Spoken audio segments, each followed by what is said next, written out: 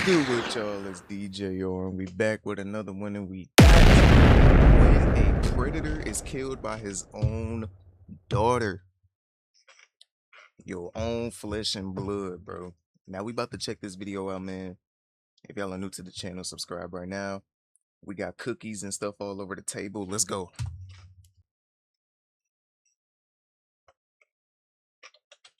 What happens if Tonight? He tried to attack me. She's bigger than he is, dude. Why she crumbling cookies all over the place? He tried to attack me. She's bigger than he is, dude. I have a very hard time convincing me that she could have been justified in shooting him. what's up, cuffs? You think we should put her in cuffs? Probably. After a woman shoots her father dead, she insists she had no other choice. However, as detectives investigate her claims, they begin uncovering a story where fact and fiction become increasingly difficult to untangle. The following is based on official police records released to date, and the footage has never been seen before until now. Please note that all persons charged with a crime are presumed innocent unless and until proven guilty in a court of law. In the early hours of January 20th, 2026 in Albuquerque, New Mexico, 28-year-old Summer Cochran makes a panic 911 call after shooting her father. 911 emergency. Hello, I just saw my dad. He tried to attack me, and he's abused me my whole life since I was a little kid. Summer's 911 call quickly spirals into a series of deeply concerning allegations about her father, and every attempt to refocus the conversation on the shooting only leads to another disturbing claim. Is he laying on the ground or where is he at? Yes, he's on the ground. Okay, did an argument occur? What happened tonight? Yes, ma'am. Okay, what occurred? I closed his bedroom door. He's known, so I don't know if he's ever been convicted. I'm his daughter. I just lived with him my whole life. He married my mother. She killed, and she has been erratic ever since. While Summer has no shortage of alarming allegations, she offers very little insight as to what led to the shooting. But with officers arriving on scene, those claims are forced to take a back seat for now. No, he's trying to attack me as he has since I've lived here. Do you have any weapons on you? No, sir. Okay. Stay with these officers right here, okay? The officer enters the house and discovers a grisly scene. Just beyond the doorway, Summer's father, Kirk Cochran, lies face down in a pool of blood with a gunshot wound to the chest. Kirk would be pronounced dead at the scene. The officer then moves to detain Summer, who has only just begun to process the gravity of what has happened. Probably two cuffs. What's up, cuffs? You think we should put her in cuffs? Probably. Dude, he's right there in the doorway. Looks like he... I'll tell you how little. After transporting Summer to the station, officers discuss the veracity of her self-defense claim. She's bigger than he is, dude. She's bigger than he is. Claim. She's bigger than he is, dude. She's much bigger and much younger than he is. I have a very hard time convincing me that she could have been justified in shooting him. Looks like he was on, like, top of the stairs, kind of. She shot down, and he got down the stairs and probably fell down right there. That's kind of what it looks like. Whether their assessment is accurate or not, however, remains unclear. And as detectives soon discover, obtaining a straightforward account from Summer will prove far more difficult than expected. What happened last night? Yeah. Wait, what time is it? It's 9:41. It's 9:41 Yeah. already? Yes, ma'am. You know he's alive? So he is deceased. Died? Why? How did he die? Well, that's what we want to talk to you about. Summer. What happens if... Tonight? Yeah. He tried to attack me. Just like he always did.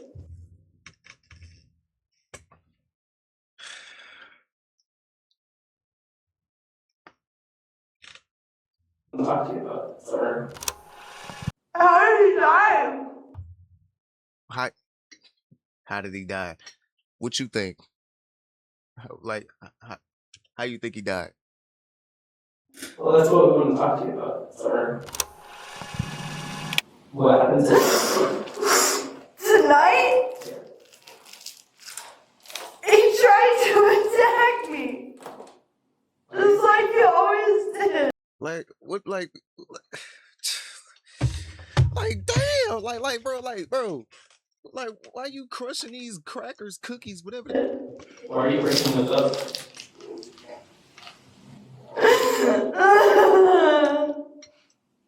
Can you tell me, like, where was he? Like, what were you talking about? He was trying to run up the stairs and grab me. However, when detectives attempt to establish exactly how the confrontation began, the details are hard to pin down. He was asleep, and I was smoking a cigarette.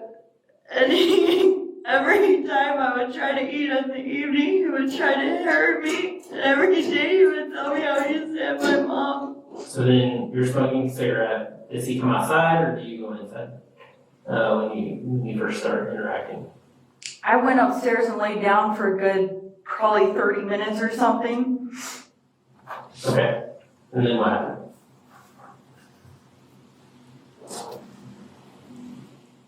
And then I went and smoked a cigarette.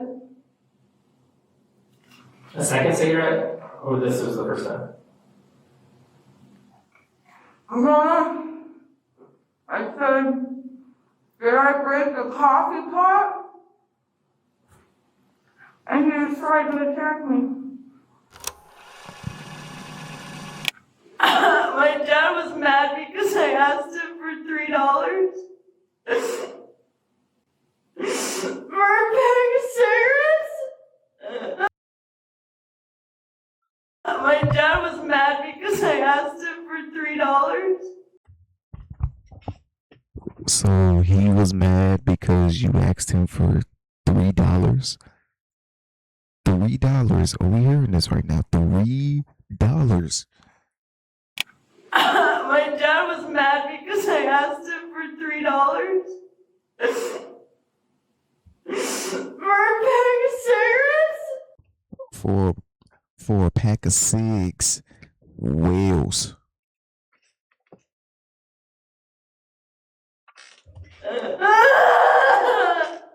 With Summer's timeline remaining inconsistent, detectives shift their focus to why she believed her own father would attack her. Though if their hope is to receive a clearer answer, they certainly will not get one. Why was he trying to run upstairs and grab you? He's done that my whole life. And he kept telling me when I moved in, he kept threatening me, telling me he was going to hit me in the head.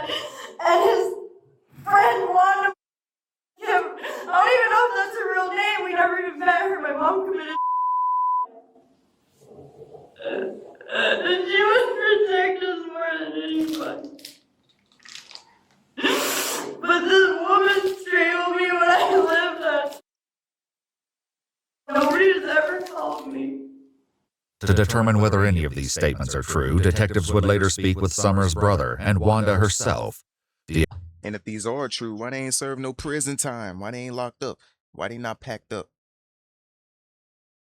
Why are they not packed up?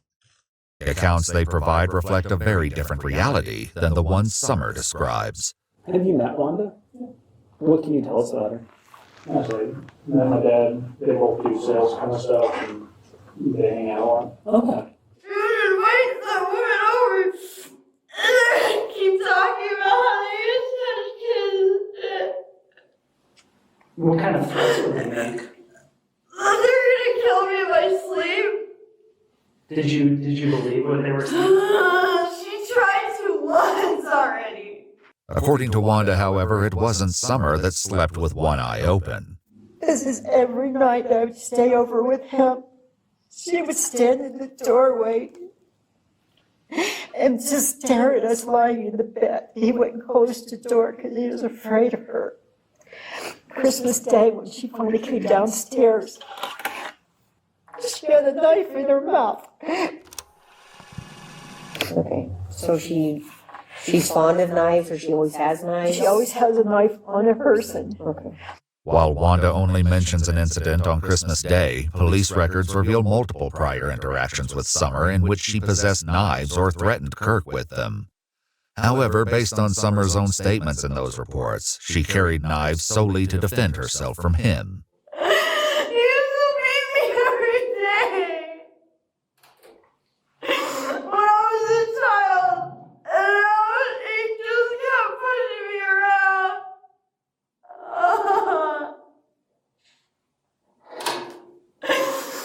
He used to hit me hundreds and hundreds of times a year.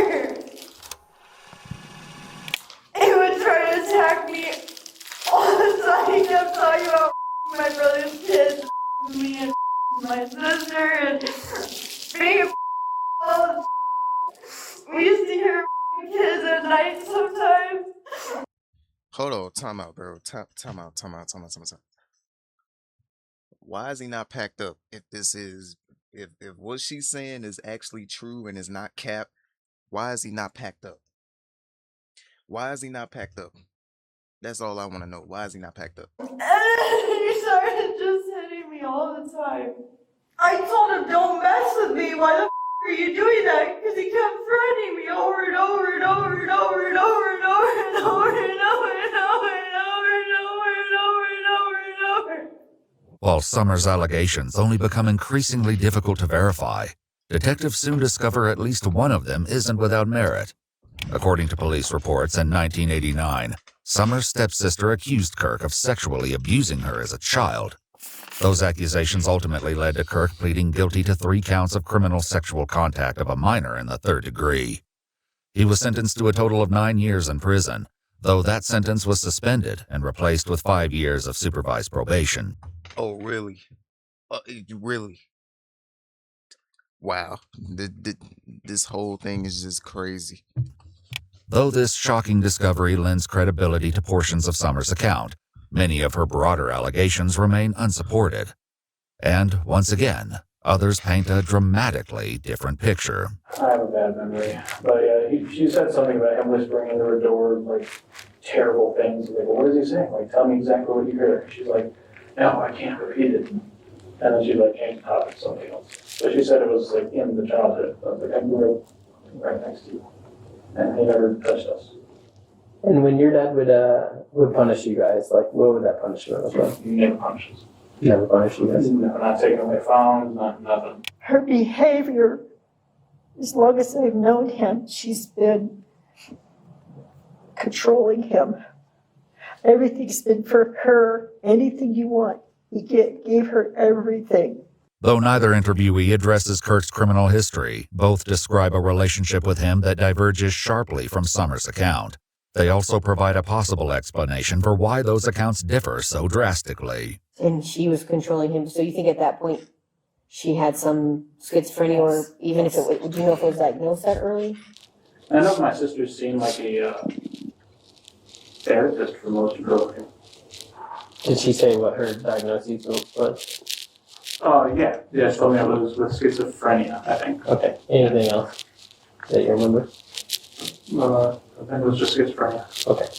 During one of Summer's knife-related incidents with police, Kirk was able to confirm this diagnosis to officers.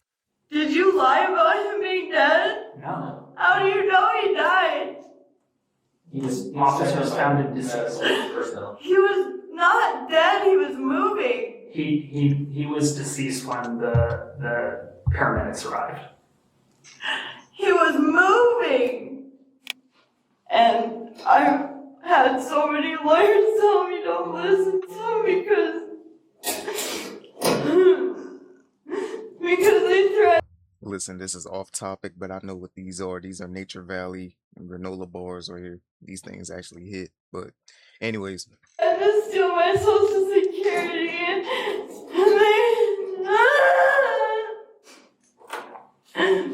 but they would smoke crack and they say I'm taking your social security, and they were talking about me because I'm native. Is there a mic on this? Of course. Yeah. Like, so these are cameras that record video and audio. So the things you say and the things you do. Mm-hmm. Why do you ask?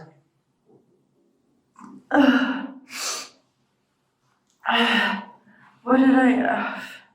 Though detectives now have some additional context for Summer's bizarre behavior, they're still left to face one question.